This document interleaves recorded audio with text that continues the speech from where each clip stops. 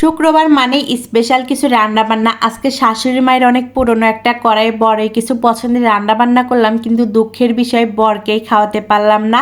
আর আজকে তাপমাত্রা 45 degree Celsius, এত পরিমাণ তাপ যা বলার বাহিরে, তাকানোই যাচ্ছে না।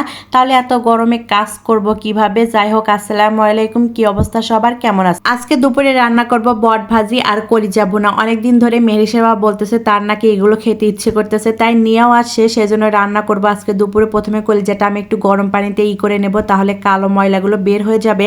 আর এই কড়াইটা হলো আমার শাশুড়ি মায়ের অনেক পুরনো একটা কড়াই, তাই ভাবলাম আজকে এই কড়াইটাতে রান্না করি। জং ধরে গেছে, তাও দেখতে অনেক সুন্দর কড়াইটা, তাই ভাবলাম এটাতেই রান্না করি। আর এই পুরনো কড়াইতে রান্না করব হচ্ছে কলিজা ভুনা। কলিজার ভুনাটা করার জন্য প্রথমে পেঁয়াজ মরিচ আমি হালকা ভেজে নিয়েছি, তারপর দারচিনি এলাচ তেজপাতা দিয়েছি, হালকা জিরে ছিটিয়ে দিয়েছি, দিয়ে হালকা ভেজে তারপর পরিমাণ মতো একটু পানি দিয়ে তারপর সব ধরনের মশলা আমি দিয়ে দিয়েছি, দিয়ে ভালো করে কষিয়ে নিয়েছি।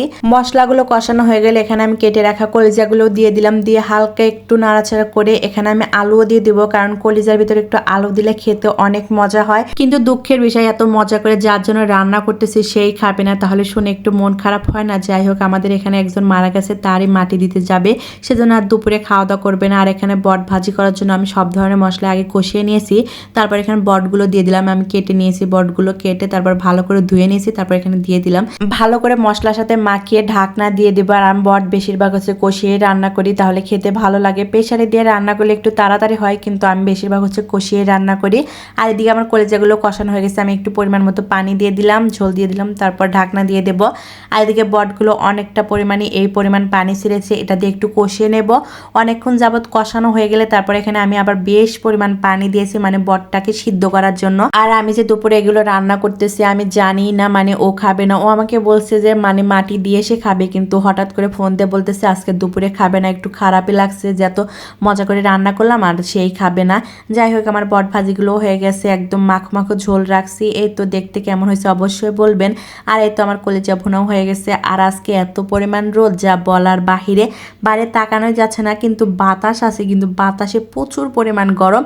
আর এত গরমে আমার গাছগুলো মারা গেছে। যাই হোক, আবার নতুন করেও গজাইছে, দেখতেও ভালো লাগতেছে। গাছগুলো অনেক শখ করে কিনছিলাম, কিন্তু আমি যত্ন খুবই কম নিই। আমার বড়ি গাছগুলোর যত্ন নেয়, দেখতে অনেক সুন্দর হয়েছে, মারা গেছে, কিন্তু নতুন করে আবার সবকিছু গজাইছে, আমার অনেক ভালো লাগছে। আর এত পরিমাণ রোদ, এই রোদে আমি একটু বারান্দায় এসে দাঁড়িয়েছিলাম, কিন্তু বারান্দায় প্রচুর পরিমাণ বাতাস লাগতেছে, দেখতেও ভালো লাগতেছে।